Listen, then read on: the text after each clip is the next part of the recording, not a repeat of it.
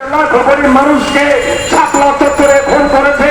বাংলাদেশের নারায়ণগঞ্জে সেভেন মার্ডারের সেই সমস্ত পুলিশ কর্মকর্তা, সেই সমস্ত অসাধু কর্মকর্তা বাংলাদেশের সহজ সরল মানুষের মাথায় কাঁঠাল লেগে গিয়েছে।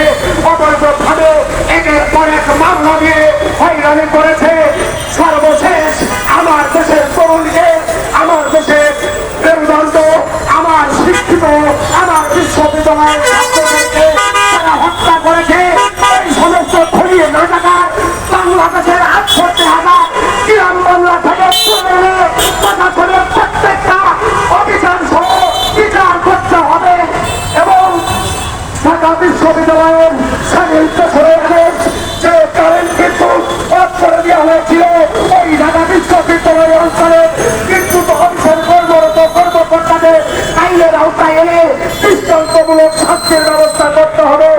আজকে আমাদের পার্শ্ববর্তী রাষ্ট্র আমাদের সাথে যে ছলনা করেছে দীর্ঘ 15 বছর, সেই 15 বছর যাবৎ আমার বাংলাদেশের মানুষকে যে একটি গাড়ি পড়িয়ে রেখেছিল নির্যাতনের গাড়ি, 5 আগস্ট সেই নির্যাতনের গাড়ি ঘুরে বাংলাদেশের জনতা যখন ইসলাম হাসি দিয়েছে, তখন ভারত তারা আমাদের সেই ঘুরে হাসিটাকে ভারতে স্থান দিয়েছে।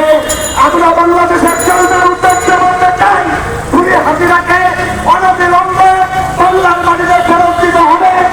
এই ঘুরের যে সরকার, পুলিশের ডিআইজি কেন্দ্রিক সহ এই যাদের যে কর্মকর্তা জিয়াউল সহ আমার দেশের বাংলাদেশের জনগণকে যে আইওয়াজ করা হয়েছিল, একটি মিথ্যাবাদী শুনানো হয়েছিল, ওই পুলিশ কর্মকর্তা বিপ্লব কুমার বড়ুয়া বলেছিল বাংলাদেশের আগে পুলিশকে জনগণের উপর নির্যাতনের জন্য সৃষ্টি করা হয়েছে। আমি বলতে চাই, বিপ্লব বড়ুয়াদের চাকর হয়েছে বাংলাদেশের মানুষকে নির্যাতন করার জন্য। এবার সুযোগ এসেছে বিপ্লব বড়ুয়াদের তাদের পার্টি খুলে খুলে বাংলার মানুষ ফুটবল খেলবে।